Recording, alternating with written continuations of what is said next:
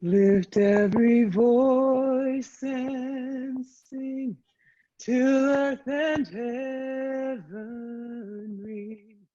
Ring with the harmonies of liberty.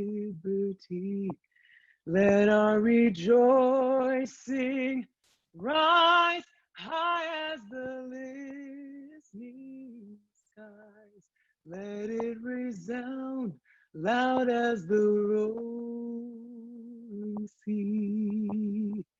Sing a song full of the faith that the dark past has taught us. Sing a song full of the hope that the present has brought us. Facing the rising sun of our new day begun. Let us march on till victory is won.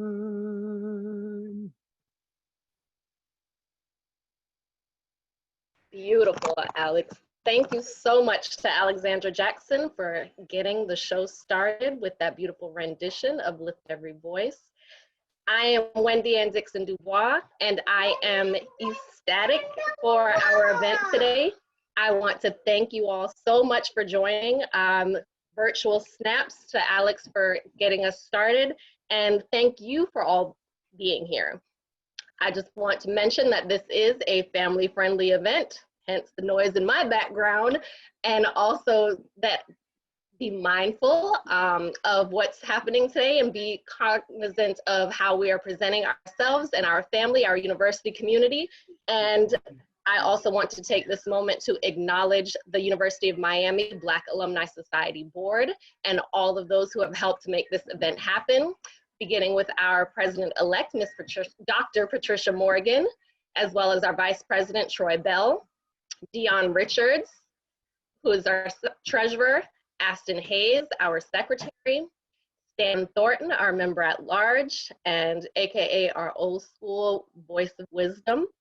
And I also want to highlight how this moment for me brings me back to undergrad and being involved with United Black Students and Black Awareness Month, and Sankofa really being the impetus of looking to our past to look forward to our future. And in the same vein, Juneteenth brings that same spirit of looking to the past and all that is in store for us as we look ahead. With that, I want to point out also that the chat room will be open, so feel free to engage, connect with your fellow alum and friends and family. And let's turn it to our first poll so you guys can get started. So go ahead and submit your response of which decade did you graduate from the U? All right, so from the poll submissions so far, looks like, 2000s is representing. 2000 to 2009 is 50% of those in attendance right now, followed by 2010 to 2020. So millennials and Gen Z coming in strong, followed by 1980 to 1989, 1990s, and then the 60s and 70s are trailblazers. We'll have a couple more polls, but right now I'm going to turn it over to Aston Hayes, our secretary, who's going to get us through our fashion show. All right, thanks, Wendy. I appreciate that.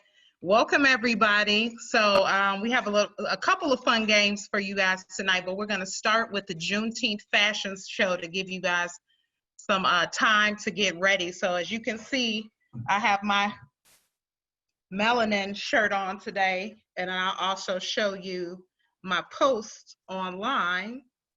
If you guys can see it, I don't know, with my background, you might not be able to see it. But anyway, if you are on social media, open your Instagram and your Facebook. Hopefully you have on something festive for the day or had on something earlier. Maybe you have a picture that you can post. You're going to take a picture of your Juneteenth high fashion, or as I have a buy black everything. So even my earrings, the makeup that I have on, everything. So I've tagged everybody that I bought all my items from. on social media, on Instagram, and you're going to hashtag it, hashtag UMBAS Juneteenth 2020, all one word if you don't know about hashtags. So hashtag UMBAS Juneteenth 2020. So you want to make sure that your profile is open to the public if you're using Instagram. Otherwise, we won't be able to tabulate the votes. So it's based on the number of likes that you get on Instagram and Facebook. And once again, you can see it at the bottom. You can look in the orange box that is UMBAS Juneteenth 2020. Along with that, we are going to have trivia questions during the commercial breaks while we watch Blackish. So you will have to have cahoots for that, but Trish will explain that when she comes on during the commercial breaks. And just to let you know, you have until 7:45 p.m. to get your picture up. So the sooner you get it up, if you get it up, take a picture right now, throw it up, the more time you have to get the votes that you need. So get it in, and we have some really cool prizes for the fashion show and the trivia. I think we have another poll coming up. Okay, well, maybe not. So with It's that, there. Hello? It's there. The poll's up. Who's watching? Okay. How many family members? I got you, Eston. How many family members do you have watching with you?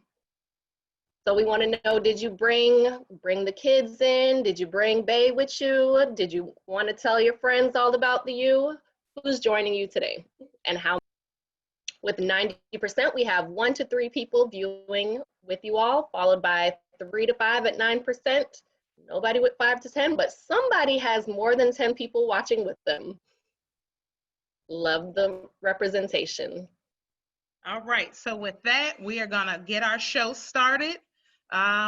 We're watching Blackish, the Juneteenth episode, so I'm not sure how many people have seen Hamilton, but it's kind of a spoof off of Hamilton. But either way, you will walk away learning a lot this evening if you don't know anything about Juneteenth. So we appreciate you joining us this evening, and go Canes and stay Black. All right, good evening, everyone. We are going to get ready to start our first trivia game and commercial break. I do want to remind you to join our fashion show, our virtual fashion show. So please hashtag UMBAS Juneteenth 2020. We are giving away 3 prizes for some UM swag, so you definitely want to be there for that. I've already posted my picture, and I can't wait to see you all online. At this time, we're going to play a Kahoot for the kids. So we only want our kids to log in at this time. We have 3 prizes to give away to our first, second, and third place winners. So go to your phone, open up Kahoot.it. On your phone, you can open it up for your child, for your niece and nephews, for your family members that's here. Go ahead and open Kahoot.it. You can see the name on the screen as well as the game pin. And we'll get started in about 45 seconds. I'll give you some time to log in, and then we'll get started. Our game pin is 3536304. So I'll give you a minute to load, and I'll explain how Kahoot works while you all are logging in. So for the kiddos, I'm pretty sure you all can teach the adults how to play this. So I know I don't have to spend that much time explaining the game to you. But basically, we're going to have 5 questions about what we've just watched for the first 7 minutes. You will get scored based on if your answer is correct and how quickly you answered the question. So you'll see the question on the game, the game questions on the screen, and on your device, you will have the option to pick from one of the selections. So make sure you're looking at the screen and your phone. Remember, you get points based off of how quickly you answer the question and if it's correct. All right. So I'll give another second. I see a couple of people are logging in. Remember, the game code is 3536 304. So go ahead and join, and we're going to go ahead and get started. We do have 3 lovely prizes. If you are first and second place, we do have some teddy bears for you.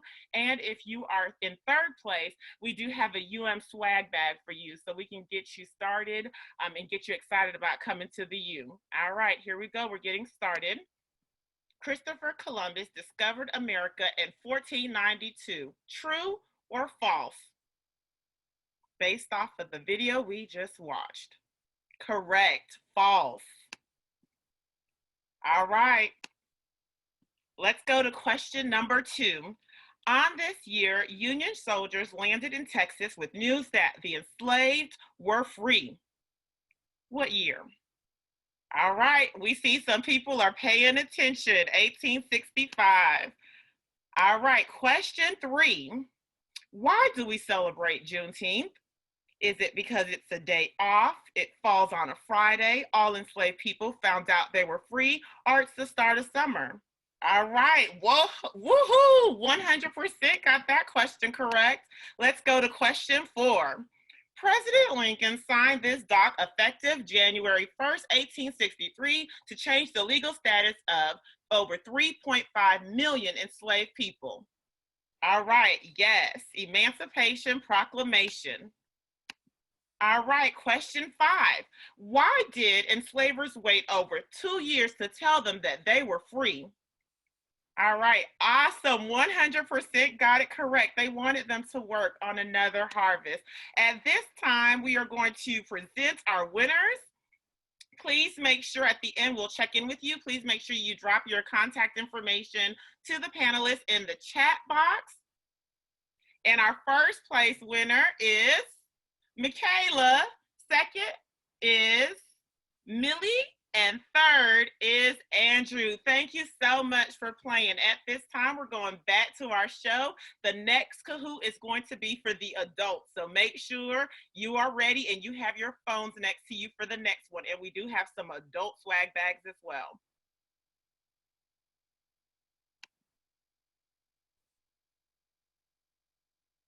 All right, everyone, we are getting ready to go into our second trivia game, and this time it's going to be for the adults. So thank you so much for all the winners. We have your contact information. We are going to reach out to you and send your package to you via FedEx. Now we're going to enter a game for the adults. So adults, kids, you can go ahead and explain the rules to the adults so that you can help them win our prizes today. All right, so I need you to log into Kahoot.it, and your game pin is 6247230. I'll give you a minute to go into your phones and log into Kahoot.it with this game code 6247230. We will begin momentarily, and we have some adult swag bags for you this time. We will have some U license plates. We'll have some U pins, so a lot of great U swag. All right, we have 50 players in here right now. Remember, the game code is 6247230, and we are excited to begin. Now, this Kahoot is not about the video. This Kahoot is going to be about some UM history. Again, if you are a winner at the end of the presentation, I need you to go ahead and drop your information, your email and phone number in the comment box to the panelists. So you can email us directly, you can send a message to us directly, and we will reach out to you to have your package shipped to you. So we just need your email and phone number in the comment box to the panelists. All right, so we are getting ready to get started. I'm going to turn up our little Kahoot music this time, and let's begin. All right. Question 1. What decades did UM welcome the U Trailblazers, the first Black graduates?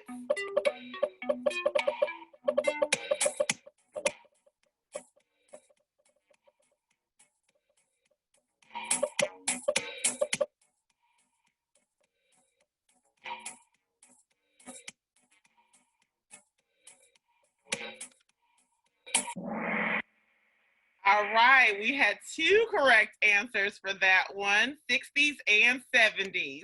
Question 2. What year was UM Black Alumni Society founded?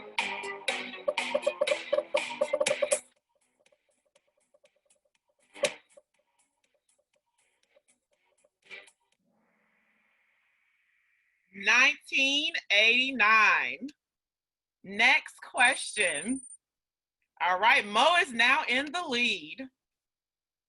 What's the correct hashtag to engage with Black alums on our social media network?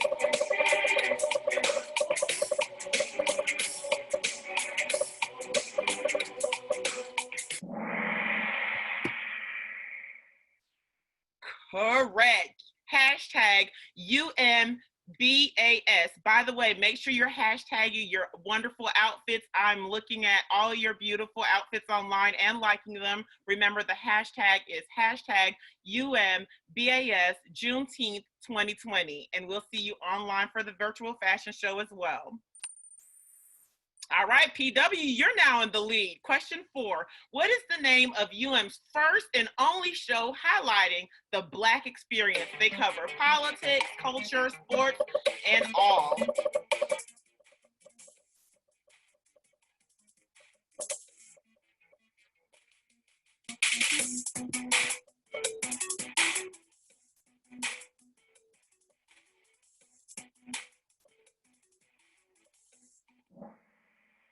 It is the culture. All right, last question. Nitra is back in the lead, so let's see if someone can get it. Question 5. Dr. Robert Moore has made the following contributions to the university.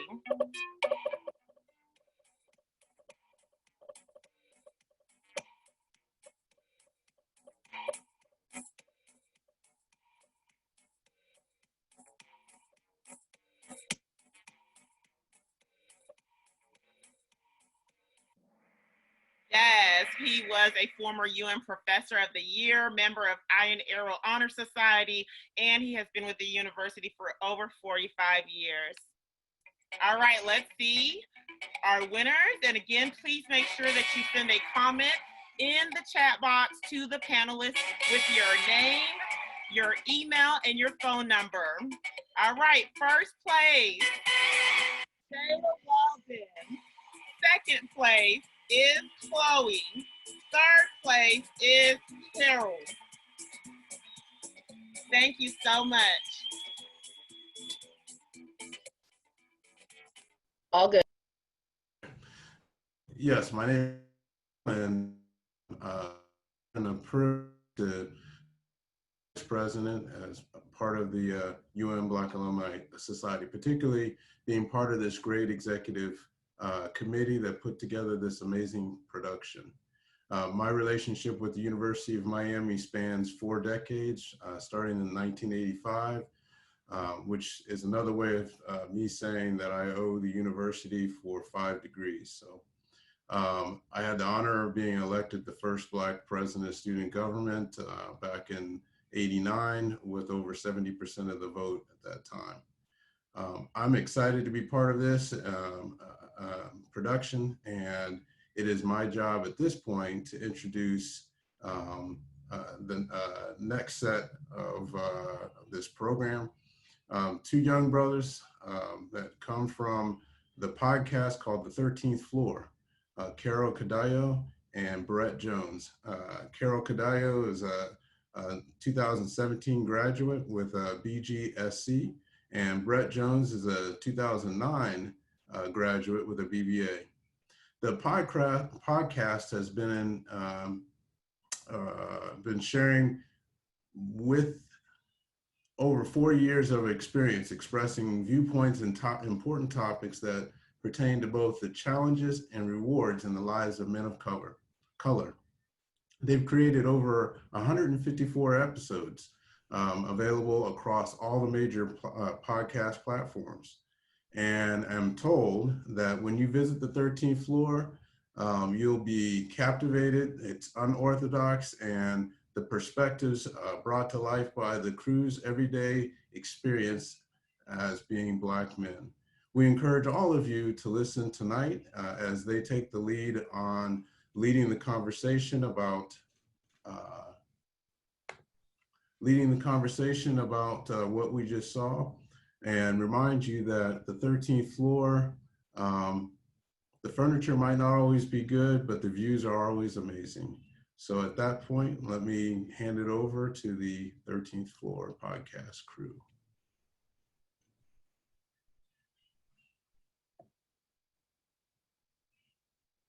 There it is. Coach K, you there? I'm here, brother.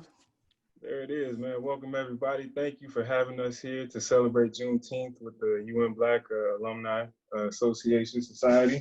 I am B. Jones, the moderator on 13th Floor Podcast, and I got my man, Coach K, here. What's going on, bro? Hey, man, I'm happy to be here. Troy, thank you for that introduction. I'm so happy that you're on here because you took 40 years. I only took about 3 decades. So glad you're here. You make me feel good. And yeah, let's get to it, Brett. Let's have some fun here. Let's make sure we lay down these ground rules first, though. Yeah, man, the ground rules. So we're going to be using the raise hand function at the bottom of your screen. So any guests that want to ask questions, you'll be called on in the order that we see your hands being raised. Once you're called on, you'll be unmuted. And just be mindful of your background noise. If we have to mute you, we will. And this is a family-friendly event. So please mind your manners, act like you got some training. Jennifer John Baptiste, I saw you going off in the chat. Please, be a little bit more respectful for those you're in company with. Also, I'd like to remind everybody that I am not President Obama. So if you are trying to wrap 3 or 4 questions into one, I will most likely forget questions 2 through 4. So keep it concise for us, help us out so we can make sure we get to everything that we want to get to. And I just want to remind everybody, be open to the conversation, be honest, be respectful, and we're gonna have a good time tonight. Absolutely. And one other thing, as we're having a discussion, look, this is for everybody to be involved. We just want to remind you that if you look at the bottom of your screen, you will see that you can raise your hand. That would alert us that you want to get in on the conversation. We ask that you post your question or your comment in the chat. And Brett and I will try to make sure that we acknowledge you and get you taken off of mute so that you can speak. There it is. So before we get to any of our guest interactions, Coach K, what you think, man? It was a whole lot in that episode, man, to break down. Some of those topics you can absolutely catch us on the 13th floor because we'll definitely be discussing some of those in the coming weeks. But what you think, man? So I think we have to start here. First of all, it's refreshing just to see that there is a television program, right? And even though that episode was from season 4, which I believe was in 2017, there's television about Black people that's promoting Black people, right? Promoting our culture and sparking conversations such as this. So I would say, let's celebrate that. Just the fact that, look, we even have something to celebrate about it. I know if you want to find history on Juneteenth, you got to look so far. And it's just awesome that we're able to have this discussion today.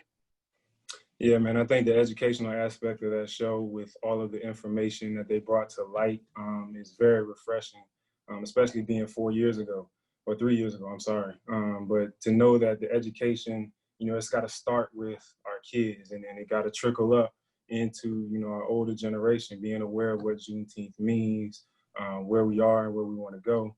It's all very, very important. So I think we got our first question from Anthony Clemens. Go ahead and let's get him unmuted so we can get that first question in. Come on, Chop. What you got for us? Can y'all hear me? Y'all hear me? Yeah, we can hear you now, brother. My thing has been, since all this pandemic hit and also, the protests for what happened, is that the people have in mind what our goal is. Like, I think that's being lost in the sauce, so to speak. Our goal is economic equality, not revenge, not payback, but we want to get to the level that we have economic equality.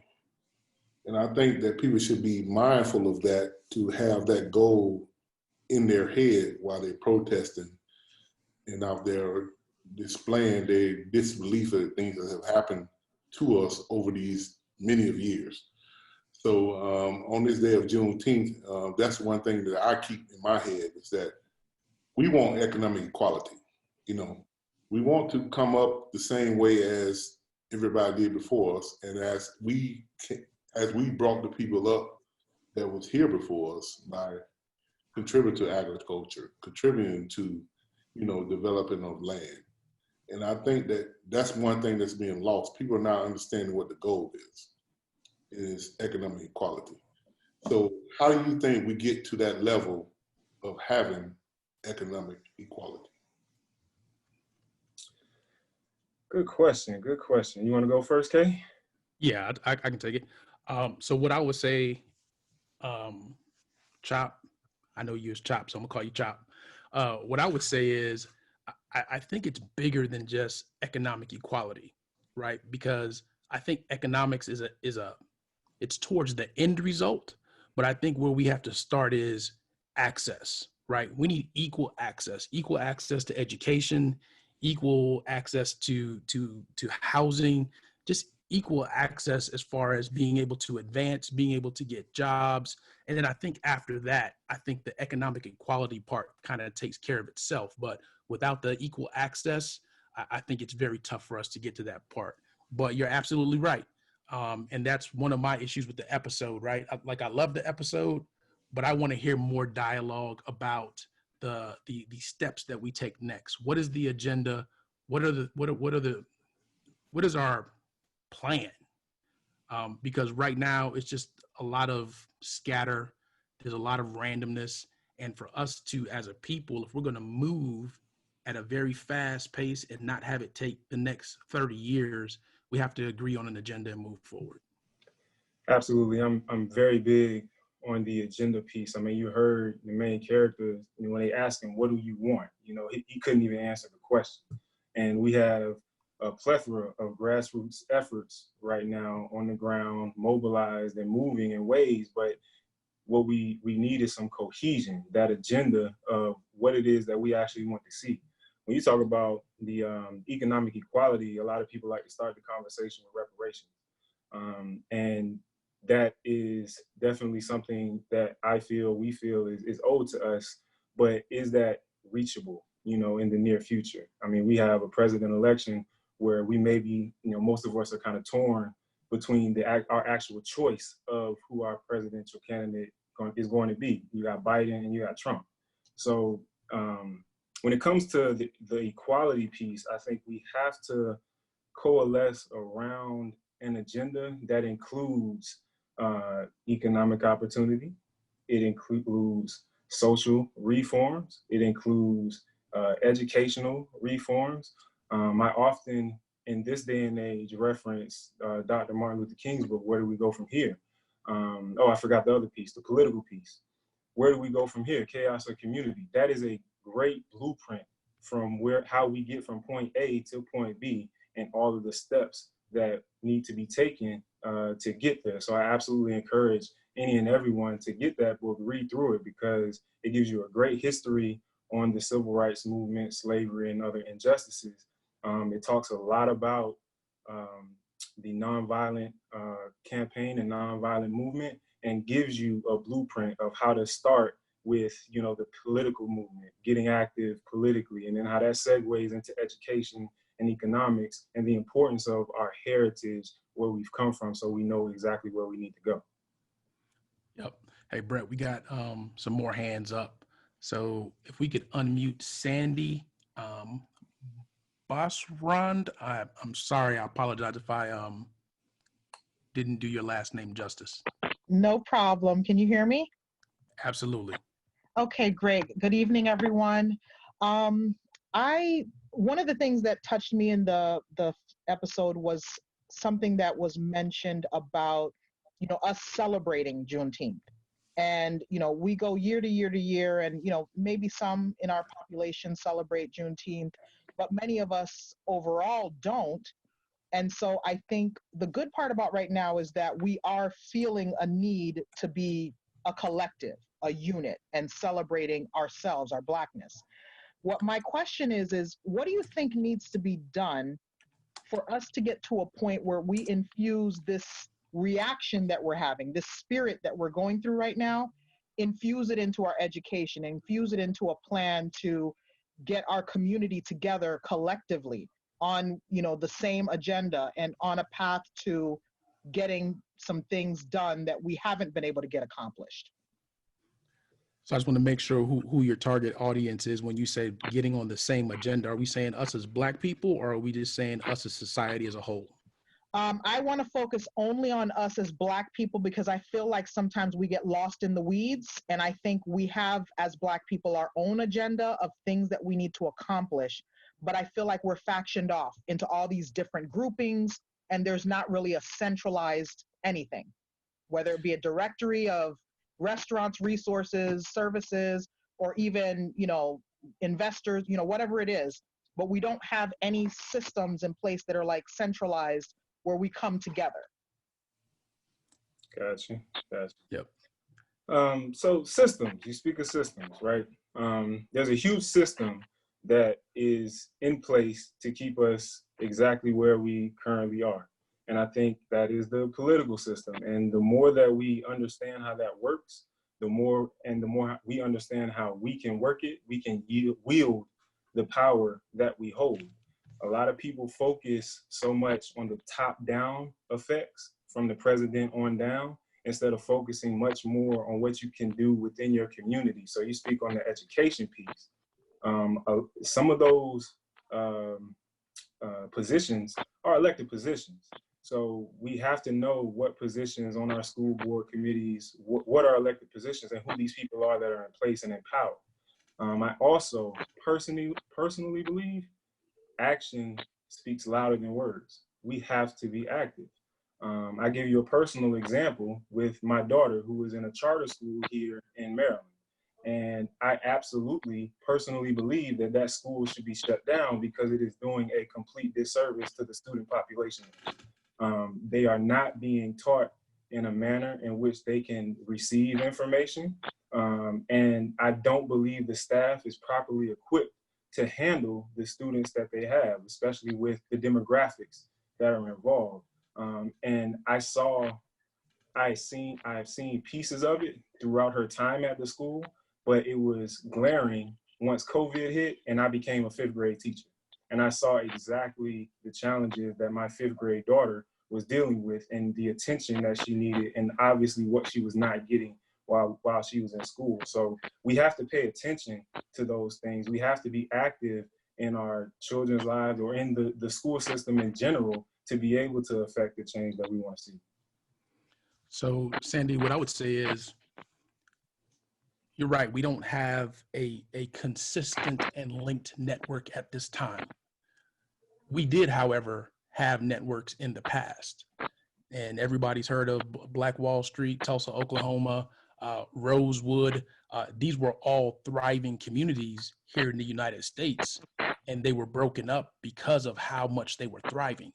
So one of the big things that people miss is that segregation wasn't really about all of a sudden, we want to accept all of you Black people. We think that you're equal to us. No, it was about our economic power.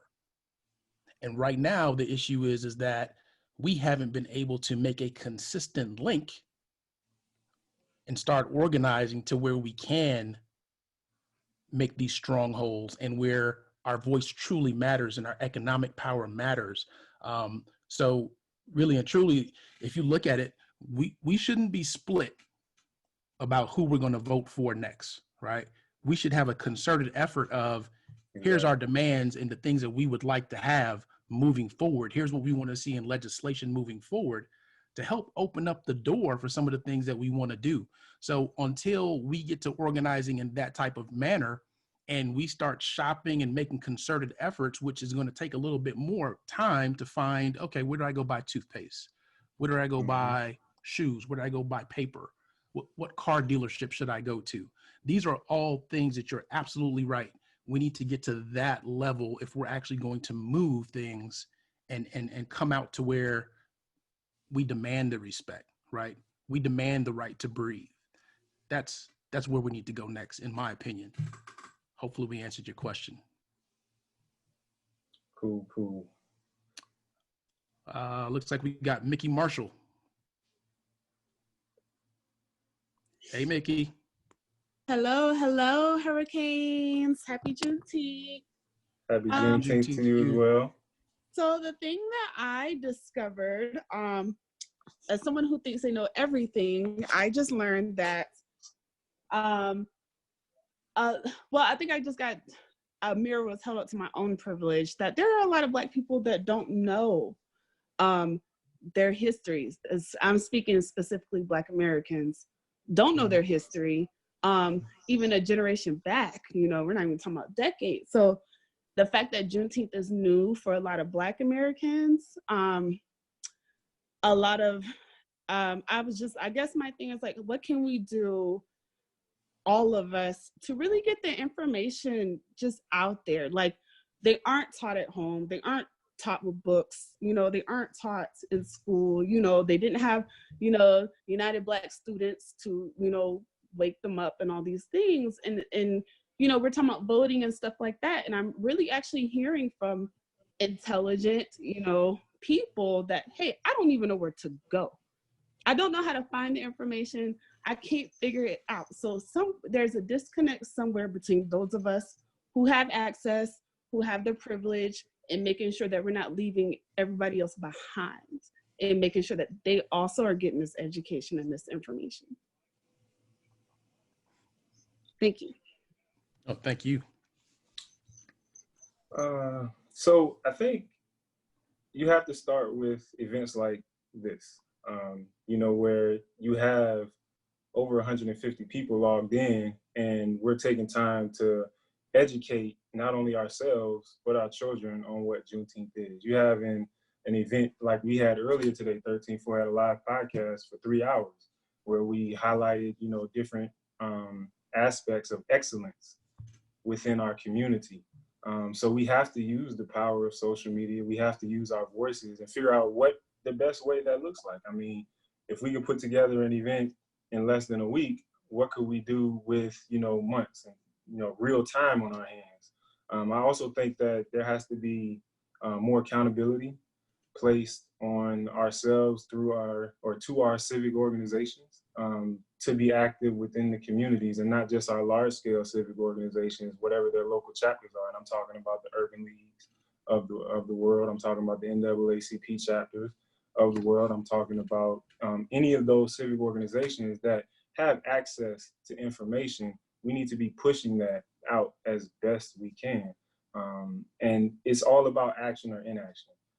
That's one of the things that I'm very, very keen on right now. And just in my own community here in Anne Arundel County, I'm actively looking for ways that I can take information about the upcoming election in November to spread it to the people that are close to or in my county, so they know what they need to be voting for as far as the district elections, and then that we have an understanding of what Joe Biden actually stands for, and our senators and our congressmen and our judges, our appointed sheriffs, and all of those things. We need to have a rap sheet when we walk into the booth, something that can be disseminated quickly on a cell phone, text message or whatever.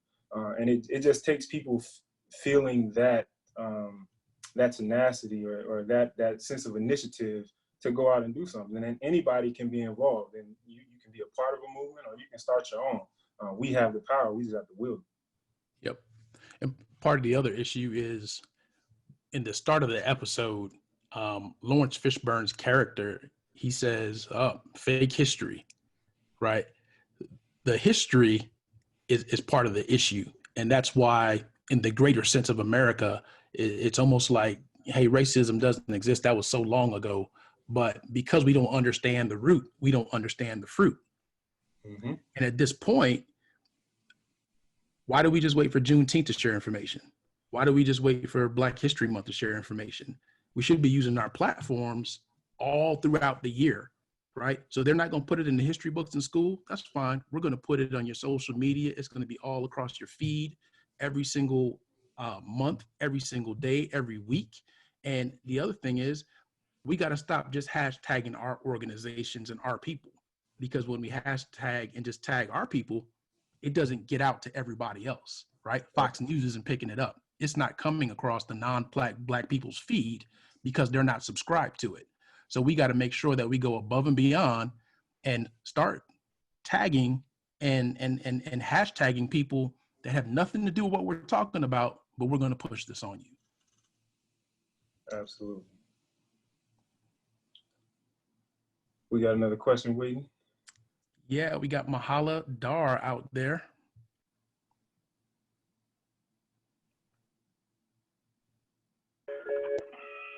Hi, everyone. Hi, Hi, Mahala. Hey, Mahala. Happy Juneteenth. Yep, same to you. I just have a comment, you know, based on everything that we've been talking about and my personal experience. And a lot of what I've seen is we're a part of the solution too, in terms of hiring each other, networking with each other, like you mentioned, Carol. Jones, what you said about, you know, having the resources, we can do that for ourselves the way we had it back in Tulsa and Rosewood. I went to FAMU for law school, and I'll say that our school was open back in the mid-1900s, but they closed it and gave it back to Florida State University, and they managed to reopen back in 2000. And while I was in law school, you know, the top percenters who were grading onto law review, who were making the top grades, they were the whites within the university. But I had to look at, okay, what can I do to help my people, to help Blacks, African Americans? And so whatever I did, whatever someone did to help me, I paid it forward for someone Black, because I noticed that, like, even in my current job, a lot of my predecessors, they were all white, but they still hired white people to get the job done. So once I came in, I made sure I pulled in my fellow, you know, my fellow Black people, and I trained them. I taught them what they needed to learn. So in law school, when I got a corporate job, I made sure my friends got that same corporate job. When I made law review, I made sure my friends, Blacks, made it into law review.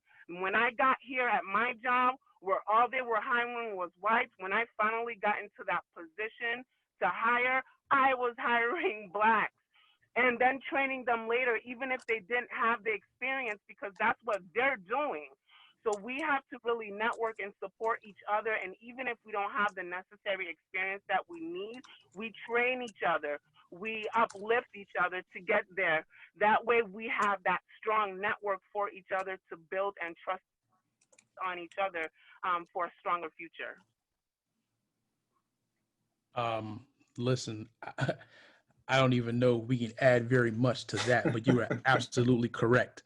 But I think part of the problem is some of us don't reach out and try to hire us because we're scared we might lose our position. And that's a point where we have to get past that, where we have to realize, look, we just have to go all in. I completely agree, and we don't have to be scared, because I know us from the U, we are hard workers. We have strong work ethics. So if we're training each other, we're teaching each other the ropes, it's only going to lead to that future generational wealth that we see the white people do. Because that's what they do. They bring each other in not knowing crap. I can't tell you, like, the mess that I'm cleaning up in my agency for years. They hire incompetent people. But when I came in, I built that trust with my work ethics, and I brought in all of my Black friends. And I'm training them. That way, when I leave, they bring in their Black people, and they can trust it because they see the numbers, they see the cases getting resolved. And, you know, we can't be scared that we're going to lose our jobs. And, you know, we have strong faith. we believe in justice. Look at how we've changed the world. George Floyd, who would have ever guessed? An average man would have changed the entire world. People are protesting across the world. So we can't be led by fear at all. We just got to step up on faith and, you know, have fun while we're doing it, of course, and stay strong. Don't be scared, because fear only leads to, you know, oppression. And so we don't need to be in fear. We need to stay strong in faith. Hey, Mahalo, thank you so much. Listen, when you get a chance, look at the chat, because there are so many people in agreement with you. And I think I can speak for Brett and I, we agree with you too. And Brett and I have worked together, so he knows Yes. that this is what we do. Absolutely. When we can find people to help raise up and to bring in, that's what it takes. That's what it's all about, man. I mean, we had a great display of what that excellence looks like coming from the University of Miami earlier today, the doctors and financial advisors, and even Nicole, you know, from the vocalist standpoint. You know, we have that talent within us. It's all about the mentorship and showing our youth, you know, what opportunities actually are out there for them outside of what they may see all the time on TV. When they know and are exposed to different things, they can absolutely, you know, pick a path. I think so. So we have to, like you said, groom that next group of leaders and really take advantage of that and create that pipeline of, you know, entrepreneurs, business owners, doctors, lawyers, whatever that we want to see. Right. And we have to treat our next generation the same way that they say scared money doesn't make money. Well, if you keep investing in the same people, the same prototype that walk like you, talk like you, well, you're not going to get that return on your investment that you're looking for. So we have to convince them to take risk. All right, we got another question from Vanessa Fields. Can we please unmute Vanessa? All right, can y'all hear me? Yes, we can. All right, this is Vanessa's husband. So I don't want y'all to think that Vanessa has a very deep voice, you know, like. Hey, listen, we were not going to judge. Like, hey. I was a little confused, but like Kay said, but first I want to say thank y'all for having this platform. You know, my wife and I, we first to say, my wife is Haitian, I'm Black American, and we have 3 girls. And with that, you know, in the school system, they don't get Black American history, and they definitely don't get Haitian history. And like y'all say, education must start at home, Mr. Jones, you know, you said education must start at home. That is something that we started doing. Started teaching them about the history of Haiti being the second Western country to become free. How Haiti got its freedom, and then from there we talk about the the American history with the mix of Black America. And when we got into Juneteenth, when we got to know about Juneteenth, we really immersed ourselves into it. You know, today I cook tea cakes and a pineapple cake with my daughter, you know, and we're spreading the educational value of our history. Like, we start at the home roots. We start there and then we branch out. Because you know, my wife and I believe in start at the family.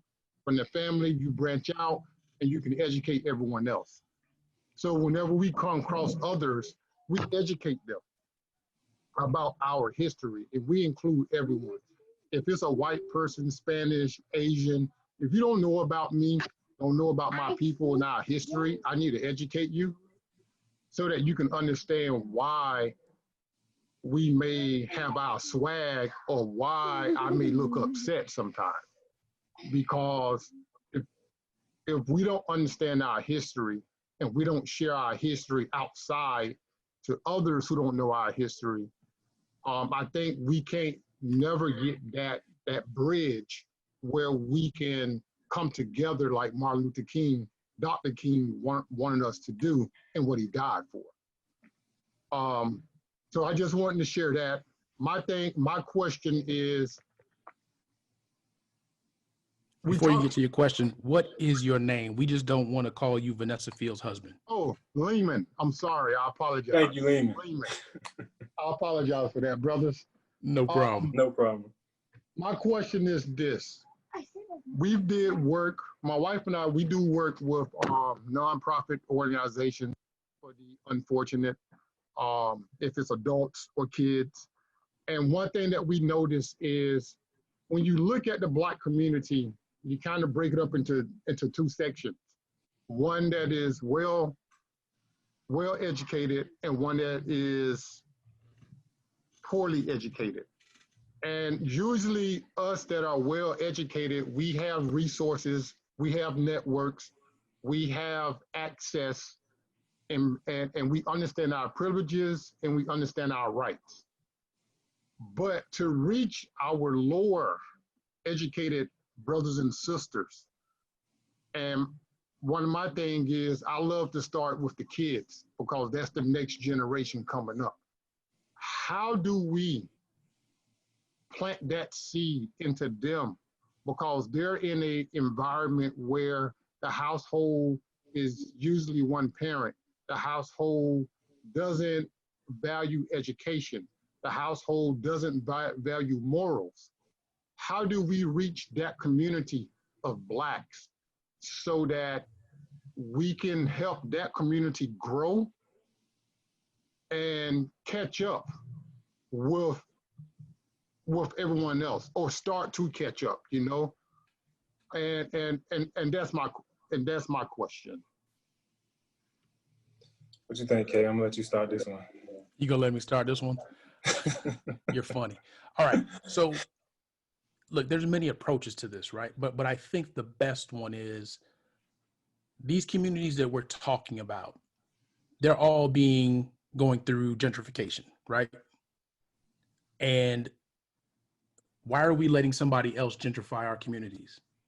Why aren't we going back and buying up the place and moving back in so that we are entities right there in our own communities and they can see examples of things that they thought were not possible? Because when you're still sitting there in the same community and you see the same people every day, you don't see that picture of what could be, right? You keep seeing the same pictures over and over. It becomes a generational thing. So until those of us that have gotten the access, and as you said, we've gotten the privilege and the means, can go back in, or we go back frequently to make sure that they understand that, hey, here's what's possible other than just what you see on TV. Because to them, some of them, it's not real. They're not picking us up on CNN. They're not picking us up on Fox News. Just like I said earlier, right? So we have to make the concerted effort. Once again, we have to physically go back and make sure they know it's possible. And then for our children, we just got to expose them. Look, I took my son to work with me yesterday. My son is 3.5 years old. I had him in there sitting at my desk.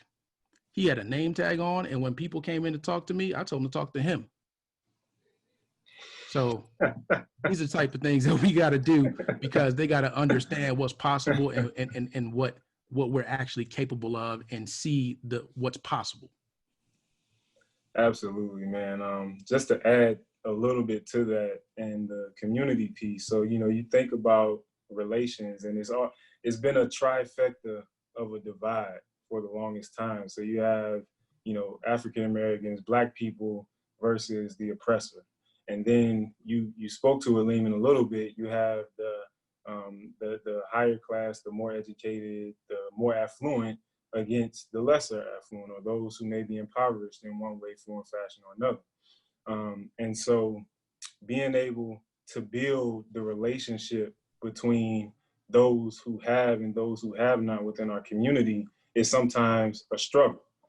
So you have to be a presence, and you have to build trust. You got to meet people exactly where they are and understand and not be judgmental.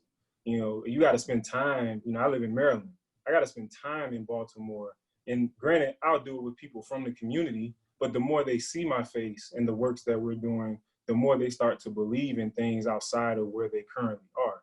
So we have to continue to, you know, push the needle and understand it's not easy. We're talking about over 400 years of oppression, over 200 years of systemic oppression that we are trying to overcome. So when we reaching people, we have to start, it all starts up here. It all starts in their minds, and we have to shift that mind state. We have to be able to control emotion and figure out what the strategy is in order to move forward. So I think it's definitely what Kay said, and just adding to that, we got to spend time in those communities and build that relationship and that trust. Yep. All right, so we're getting close to time here. So thank you for that. What'd you say, sir? So no, we having so much fun. I know we are having fun, right? Hey, Anthony Clemens, Chop, since you got in before, man, I'm gonna take somebody right behind you real quick. So Patrick Stewart, can we unmute him and take his question? Sorry about that. Can you hear me? Yes, we can. Yes, sir. Okay, thanks a lot. I guess I'm just curious because it seems so obvious, and that is we have organizations in our communities that have been focused on building and strengthening cohesion and accumulating wealth, and are supposedly also focused on, you know, providing at least some measure of education on different things, and that is the Black church. But yet, I think for me, I've been kind of disappointed that I don't see that institution stepping up in this moment and offering the type of leadership that I feel they should. And it isn't anything negative about the institution. I just feel like historically, those institutions used to make sure that people got buried properly, right? And if somebody was hungry, you know, that the church helped to make sure that they got food. But then you see all these issues and you see all these mega churches, and I just feel like they're not meeting the opportunity appropriately. That's my thought. I just was curious what you two think. Go ahead, Brett. I'm gonna let you take that one. I think you are absolutely right. I think it's not visible enough from those larger organizations that should be at the forefront. But to put a spin on it, I think that there are a lot of smaller grassroots efforts that are doing things like howwefight.com. You have Black Lives Matter and a host of others within our communities. I'm a part of a couple of different groups that are putting together strategies and ways to help equip and empower our people, not only economically, but tactically, being able to defend and protect our own, educationally, being able to provide not just, economic opportunity, but learning their history, heritage, and then getting into the agricultural piece, being able to feed ourselves. And I think at this point, when we are in agreement, if we're in agreement that the people that are in these higher up organizations, these political organizations that may have much more political agendas and have to, grease palms or make deals or whatever, that just aren't doing what we put them in place to do, then we have to take it upon ourselves to do that. And I see a lot more of that nowadays from some of those grassroots efforts. So, and we definitely have to, alongside our efforts, be willing to hold those groups accountable. Show up at the NAACP meeting or show up at the Urban League meeting, not just sit amongst ourselves on the back porch or the front porch or, at the bar saying, man, where are they? What are they doing? Let's take some action within ourselves and hold them accountable, and again, get into creating that pipeline. I promise you, Patrick, you're not the only person feeling like that. I'm already agreeing. So if there's enough of us that feel this way, they will listen. But we have to be in the city halls or in the meeting rooms to be able to help them understand, you're not meeting my needs. This is what we need, and you need to do this in whatever ways we need to do it. All right, ladies and gentlemen. Wow, this is great. This is part of it. This is the discussion. And then after the discussion comes action. But we need to drive this type of thing more often. So unfortunately, we won't be able to take more questions at this point. However, Brett, what do you think, man? Man, you know what I think? I think we set up another live, we set up another event, and the 13th floor will be happy to field these questions, you know, and get this information out, because I think that's our beacon. You know what I'm saying? That's what we are here for.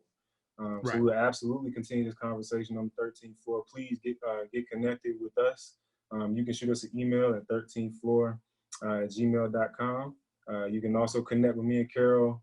We're both here in the chat. You can shoot us a message, or at Jones this on IG. Carol is at only Carol on IG. But there's a multitude of ways, and we'll make sure we drop all of our information in the chat to be able to get connected with. But we'll absolutely be continuing this conversation.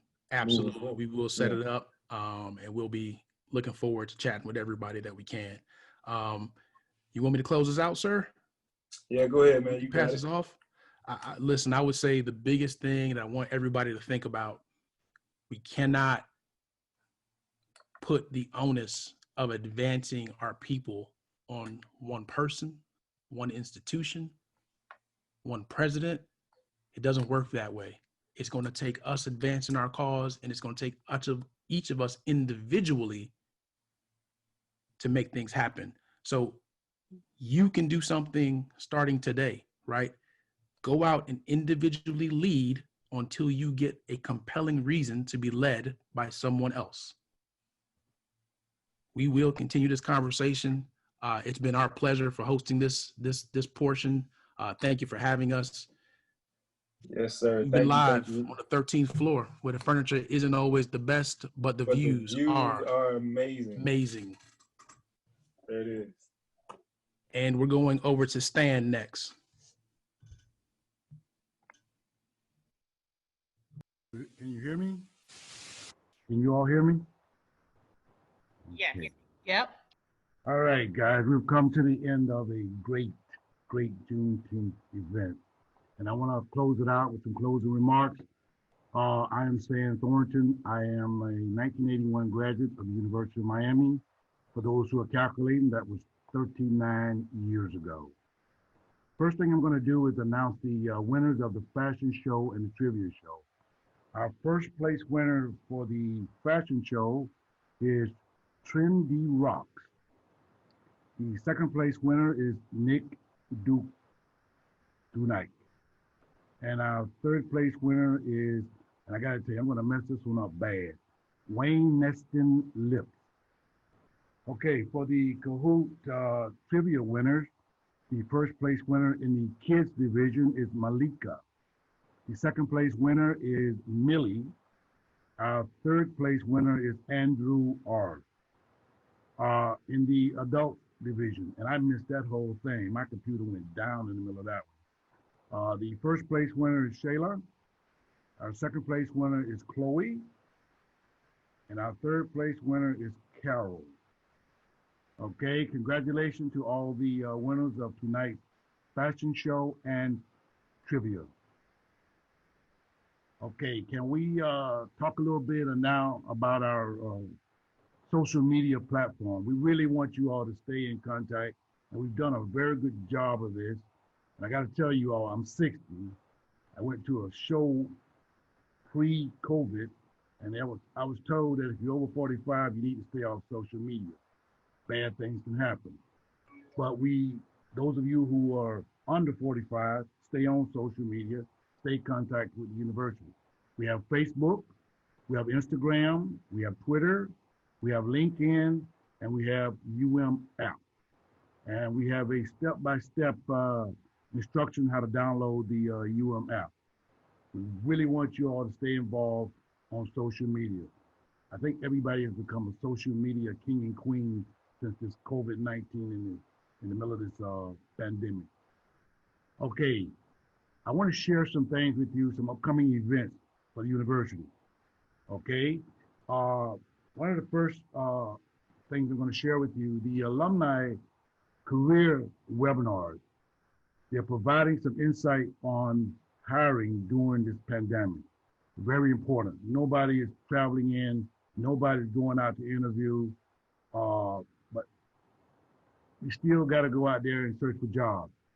And they are going to talk about insights on recruiting during this time period of COVID-19 or pandemic. Okay, there's several socially engaging events that are being hosted by our Canes alumni throughout the United States, the Orlando, Miami, and the Atlanta Cane communities are actually doing several social events. Wrapping up the week, next week, we have the Miami Herbert Business School. Continues with virtual distinguished leader lecture series. Basically, the chairman and co-founder of Waverly Capital, Edgar Bonifant Jr., will be hosting that event, will be speaking. The last thing I want to do is thank everybody. Thank everybody for coming out. This has been a wonderful Juneteenth event. We hope you enjoyed the presentation. I got to say, the young ladies and the gentlemen on the alumni committee did a fantastic job. We look forward to celebrating with you for next year. Hope that we're not in the middle of a pandemic. We can see each other face to face. And we also like to thank our panelists. I'd like you all to show them some love. The panelists were very good panelists. Can we bring the panelists up on the screen, please? Okay. Yeah, please show our panelists some virtual love, however you do it on a Zoom meeting. Let's get the video on all the panelists. Let's bring all the panelists up. Get some video here, okay? Doreen, I want you all to show Doreen. Where's Doreen? Doreen, come on, please. Show your face. I got to tell you all, without Doreen, a lot of this cannot be possible. Doreen is the best. She puts us together. She supports us.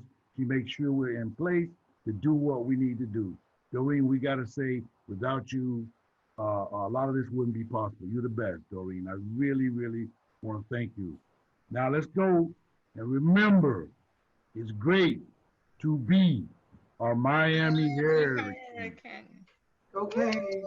Okay, go Canes. And good night. Have a great time. Go Canes. Go Canes. Everybody, Happy Juneteenth, everybody. Happy Juneteenth.